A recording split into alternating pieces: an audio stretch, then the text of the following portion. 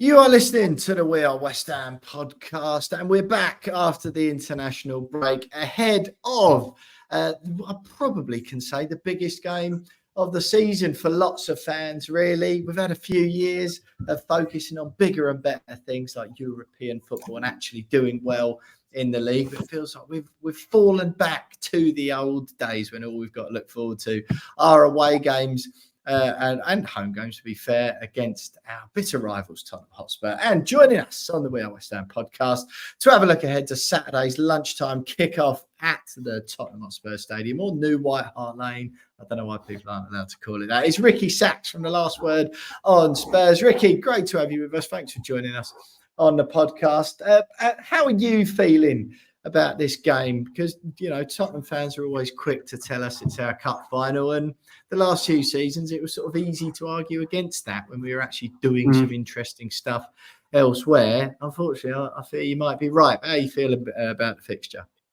Well, I never feel comfortable with calling it West Ham's cup final because, you know, it's the London derby and both teams want to win it. And to be fair, Ange's record in the big London derby so far isn't that impressive. You know, out of the 6 games he's faced, Chelsea, Arsenal, West Ham, I think all we've managed is a point, which was away at your gaff last season. His record hasn't been great. And look, one thing I will say is that the joke about it being West Ham's cup final, I think what I will say is I feel like West Ham always turn up for this fixture, definitely at our place for certain. So, gotta be honest with you, I'm not looking forward to it. I think 12:30, 12:45, I think those kickoff times, as you probably know as well as me, are not great kickoff times in general. So, Spurs' form, although they had 5 wins in a row before we were brought firmly back down to earth with that Brighton result.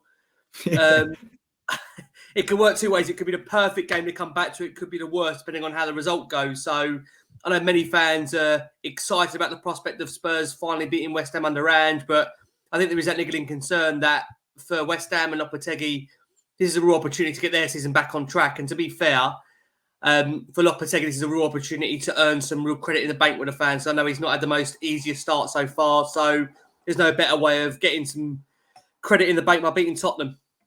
Yeah, absolutely, man. I mean, I've been sort of one of his loudest critics so far, still grumpy as I am that we got rid of David Moyes at all.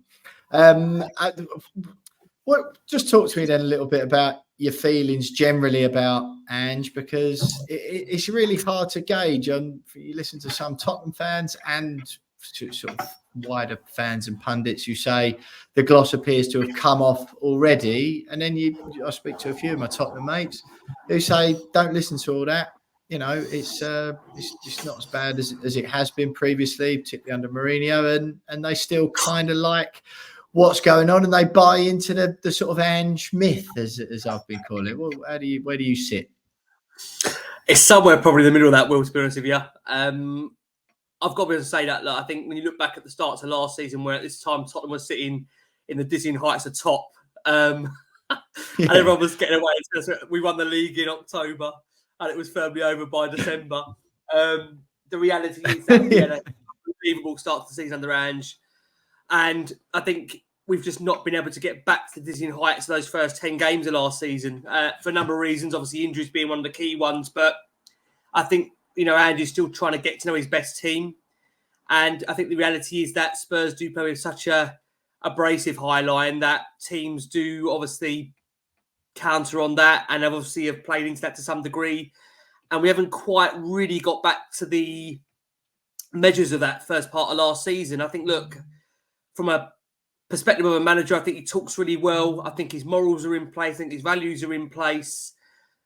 I am, like I say, and I have been really so far concerned about the element of not having a strong defence, because a strong defence does win titles, does win leagues, does win cups. To some degree, you can maybe argue and say, you guys have won a cup. You don't need to have the strongest defence, but you need to be going into games feeling that you're strong enough to be able to defend leagues. And I think the one thing under Ange so far is that whilst it's been great from a neutral perspective of being entertained, we haven't really looked the most strongest defensively. And that does concern me and worry me when everyone keeps telling us we've got one of the best back fours, back fives in the Premier League. I mean, you could argue that Vicario in goal has looked fairly shaky. There's no doubt about that. But, you know, you've got a World Cup winner in Romero. You've got Mickey van der Ven, who's arguably been one of the stars of the Premier League since coming along. Udogie looks a fairly decent young defender. So does Porro. But individually, And then collectively, we just haven't looked good enough defensively. So there are worries there for me. And then midfield, Spurs haven't really found their strongest side to that. Benson Core haven't been able to keep him fit, and he's got this impending ban hanging over his head. Sarr's been in and out at the moment. Maddison, for as good as Maddison can be, which he has been since the start of this second season, it's been really hard to get that Maddison fit every single week, and Ange just kept bringing him off around the 65, 70-minute mark. So back to what you're saying there about the fans you speak to that are Spurs, there's some that are still firmly on behind Ange Postecoglou. There are some like me that probably still need absolutely convincing he's still the right man. And you've got then a category of fans that just don't think he's good enough and is out of his depth. So typical with Spurs fans and fans in general, there's a bit of an imbalance across the whole categories where some are happy, some aren't, some are willing to wait and see what happens. So, yeah, I feel like it's a big game for him though at the weekend because we haven't beaten West Ham under his tenureship so far.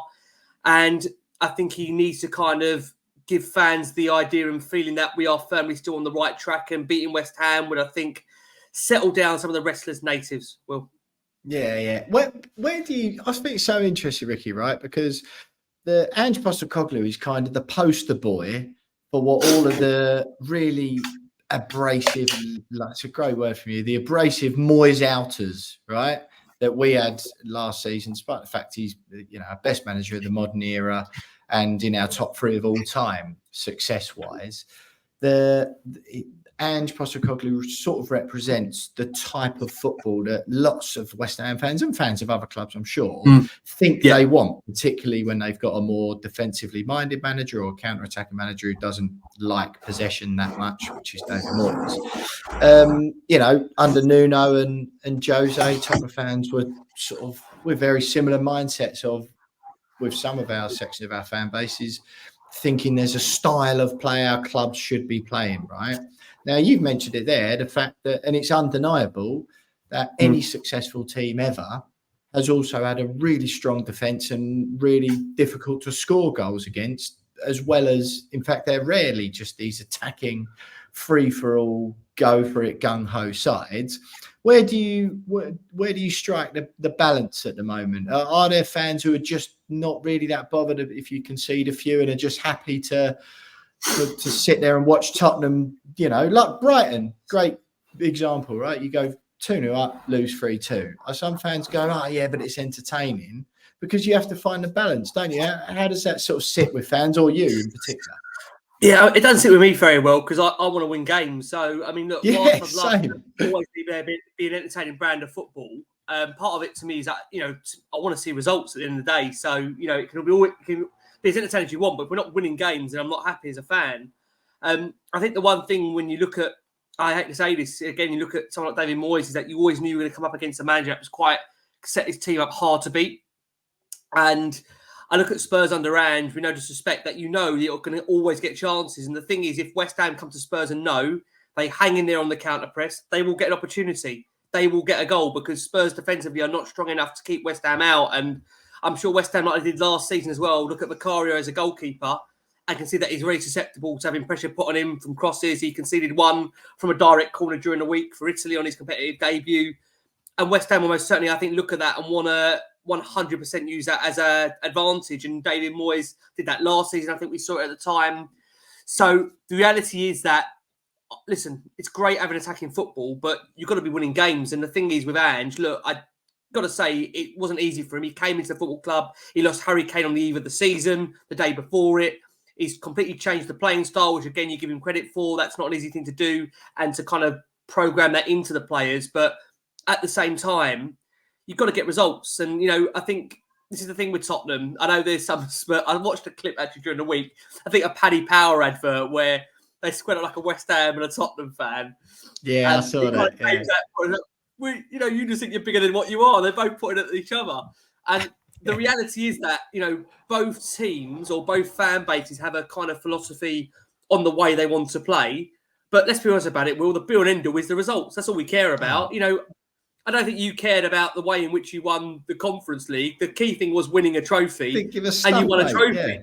And now, obviously, the fact is that you're pointing towards Tottenham fans and you're rightly laughing, saying, when was your last win in a major trophy? So, look, I'll be honest with you. I'm desperate for a trophy, absolutely desperate to win a trophy. And I look at where Spurs are at the moment, and I don't think we're a top 4 team. I think we're a team that is very much kind of in transition. And look, we might get a good go in one of the cups. I mean, you've shown it yourself in the Europa League, how far you've got in that competition before under David Moyes. That might be an avenue for Spurs to explore. I know, again, with you guys, you take the FA Cup, the Carabao Cup very seriously. You know, you were gutted to go out the Carabao Cup in the fashion you did. But to kind of bring it back to the point that I think fans at the moment are really split. There's some that I said are really behind Ange Postecoglou because they like the style of play. There's some that are maybe like me that are willing to reserve and wait before making a judgment because we need to see more consistent results. That's kind of where I'm at. You know, for Tottenham to be 9th in the Premier League, all jokes and banter aside, you know, Tottenham have always been a kind of top 4, top 6 team in the last 5-10 years. So we're quite disillusioned by where we are. Whilst we recognise there's a transition period and there's a rebuild going on, how long can you keep saying that's a rebuild? How long can you keep saying it's a transitional season? So at some point, he will come under pressure. And that's why this game at West Ham for me is absolutely key because it's a game that fans will expect Spurs to win. And if they don't win the game, they'll be under pressure. And I think for Lopetegui, in a way, that could really play into his hands because the pressure will be on Spurs to win it. And it's a great opportunity for him to really get his tenureship going at West Ham, which, to be fair, I know you had the 4-1 win against Ipswich, but it feels like things haven't really taken off yet from your perspective. We're under the manager. Yeah, spot on, mate. Yeah, and look, I mean, if he pulls a win out with a really good, like tactically impressive performance, yeah, I'll be the first one patting him on the back, saying, "All right, maybe I was a bit hasty in my criticism." Just very briefly, then, Ricky, before we move on to about the game and the players and stuff, do you feel that the Postecoglou style could get, you know, with a bit of persistence and some maybe 1 or 2 more additions, player-wise, I don't know what it is. Do you feel that Postecoglou's style and his brand could take you to either a trophy or at least, like, you know, the heights where you were under Poch, the Champions League final, the impressive finishes in the league? Do you feel that you're at least on the pathway to that under Ange, or could just be an experiment that ultimately fails and you sort of go back to the drawing board again? Well, I think it's been an experience since I've been born into this bloody football club as a fan. I mean, look, to answer the question, I think Maurizio, look, that was a great period under him. I think the one thing Maurizio did have, which we don't have right now, is a real solid back line and a real solid defence. I feel Spurs, after his second season, we halved the amount of goals we were conceding, and we were really a hard team to beat, as you probably remember at the time under him. We'd find a way to win games. We'd win games late on, and there was a great spirit amongst the fan base where I don't remember after that second season there had been any real questions as to whether this man is the right person for the job, apart from obviously towards the end where it's held up after the Champions League final. My concern at the moment with Ange is that when there's noise around a manager, Will, the only person I know to really come through noise is probably Mikel Arteta. I mean, when you look at the kind of noise around a manager, how much can they keep that quiet when there is those kind of mumblings and the way we now live in a social media world? So I worry for him that he's always going to be under pressure to get results. And that's been there really since the start of the season because of the nature of the way Spurs slipped up to the likes of Leicester and the manner of the fact that they were dominating the game and didn't see it out. And of course, look, we've had some wins in there against Brentford, to be fair, which was a good home win, which was Everton as well. But I think when you look at the record at Spurs, you have to look back and see when did Spurs, you know, go on a run. It's been a while in terms of Premier League sustainability to do that. So, look, they have off the back of 5 wins on the bounce when you take away the Brighton result beforehand. But I'm going to need to see a lot more, to be honest with you, Will, to be convinced that Ange is definitely the right man for Spurs. I think, look, you've shown it as well. Like in a cup competition, you can always go and win a cup. You know, you can because, you know, the cups are unpredictable and it just takes a bit of luck on the day. The other thing I would say is with domestic cups, we've got Man City in the Carabao. You guys faced Liverpool recently and went out. The reality is that if you're going to win a domestic trophy, you're going to have to beat the likes of a City, Liverpool, Chelsea, Arsenal, United along the way. And we know how hard that is to do that over one leg, sometimes let alone 2. So probably Europe is our best avenue of getting a trophy. The other thing I would say, and you know it yourself, you come up against decent European sides, although West Ham had an unbelievable record in Europe under Moyes. Europe isn't easy. You know, you get tested in different ways. So I think it'll be a tricky season for Tottenham. I'd love to say it will end in a trophy, but I'm not sure. But Ange just put, you'd say, the pressure on himself by saying he always wins in his second season. So, I mean, look, he gets so angry after games at times. He wears his heart on his sleeve. He's an emotional manager. So we'll know sooner rather than later if it was going to work out because the rest of it will let you know, that's for sure. I think he does. He does sort of prove it, doesn't he? Because all fans think they want someone like Ange, and he really is that the way he talks and all that. And I think the reality of it is he proves that. Well, that's all very well, but it's wins that fans really want. You know, even when Moyes won the European trophy for us, there's still been a few in the stands thinking that they wanted something different. But you know, I wouldn't swap many things in the world for that. You know, the European wins we had, Leon away, obviously the final, and some of the great stuff in my life. Just quickly, Ricky, before we move on to the game then. Obviously, we're in similar situations where we've moved homes, vastly different situation in how the stadiums, our respective stadiums, are sort of regarded among our own fans and the football world as a whole. How do you feel about your ground at the moment? Obviously, a wonderful place to watch football. Does it feel like home? Do you feel like it's adding to your ability on the pitch, or detracting, or neither? What's your general feel around the place now after a couple of years you've been there? Well, I left White Hart Lane walking out the stadium, Will, in a title race at the time, or in a mix of obviously a top 3, top 4 battle. And where I am right now is I'm watching a Tottenham side that are mid-table in a new stadium, which is beautiful and shiny and lovely. We've got NFL, we've got boxing, we've got Lady Gaga, we've got all these amazing concerts. But if you could be told, I mean, let's be honest about it, Will, we'd go and watch our team over Hackney Marches. We wouldn't care where they'd be playing. Let's be honest about it and be real. It's lovely having a stadium. Don't get me wrong, it attracts a lot of tourists to the club, and it attracts a lot of, I've seen players that come and fall in love with the stadium. But the reality is that, look, let's be honest about it, the best players sign for the best team. So it wouldn't matter where they're playing. If they were successful, I think that sways it. So I would have stayed at White Hart Lane. But the reality is that with the way modern world is moving now, and obviously the fan bases are, and the technology in the stadiums, and the reality of how many fans want to get to games now, we were obviously forced into the move. But I think the problem is that, and you know, it's like, Will, you know, you've had pretty big wins at the stadium like us, but we've not had a sustained period of success where you really get tied to that home. So it's very hard at the moment to say, look, it does feel like home. It's obviously on top of what we had before. You guys are slightly different because you had to move location a little bit somewhat. But the reality is that Spurs haven't really had that period ahead of White Hart Lane where that last season they went unbeaten to make it feel like home yet. So hopefully that comes. But the reality is that until they stumble upon a manager that can get them that success, it maybe won't feel like home until we get that period. Yeah, fair enough, mate. Fair enough. Right, game Saturday lunchtime then. Ricky, what team can we expect from Tottenham? What sort of, obviously we kind of know the style-wise, the approach, and how do you think that'll end up playing out against West Ham? Yeah, so I mean, look, they'll have a corner in goal. I mean, again, West Ham will probably look at him. I mean, probably even more than Moyes than maybe Lopetegui. They would be looking to target him definitely in terms of set pieces and corners, because he has, although Spurs only conceded the one, he looks shaky a lot in terms of that area of the pitch. You can't deny that from those set pieces. But in terms of defensively wise, I would expect Udogie to start. You'd have Porro on the other side with potentially Romero starting. The reason I say potentially, I think he came back Thursday late night from a game, so it might be Mickey van der Ven and Dragusin in there. I mean, midfield, they've got this ban hanging over Bentancur at the moment due to the erasure incident with Son, so we're going to wait to see what happens with that. But I'd imagine you'll see James Maddison starting, potentially Sarr and Kulusevski in the team as well, so I have a decision to make there. And then we understand that Heung-min Son should be available for the game, so I'd expect Sonny to come straight back in, because I'm not sure how many more fans could tolerate Timo Werner up front doing what he's doing at the moment. And let's don't expect the Timo, but, you know. Still can't hit a barn door, can he? No, he can't. No, he can't. So, yes, I expect Sonny to start. And then in terms of on the other wing, you know, there's talk of Charlton will be back for the game. So I think you'll see a Spurs side that hopefully are going to look to get things back on track. But I always say with Tottenham, you probably said something West Ham at the moment, Will, just not sure what Tottenham will turn up. Really not sure what Spurs will turn up. So wouldn't be surprised if Tottenham win the game 3-1. Wouldn't be surprised if they lose it 3-1. Got to be honest with you.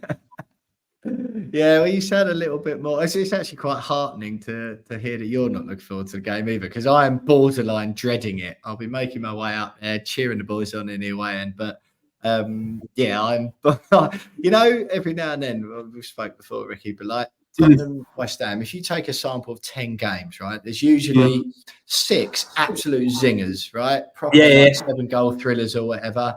There's usually a couple of ugly 1-0 wins for either side. And then there's a few like ones in there.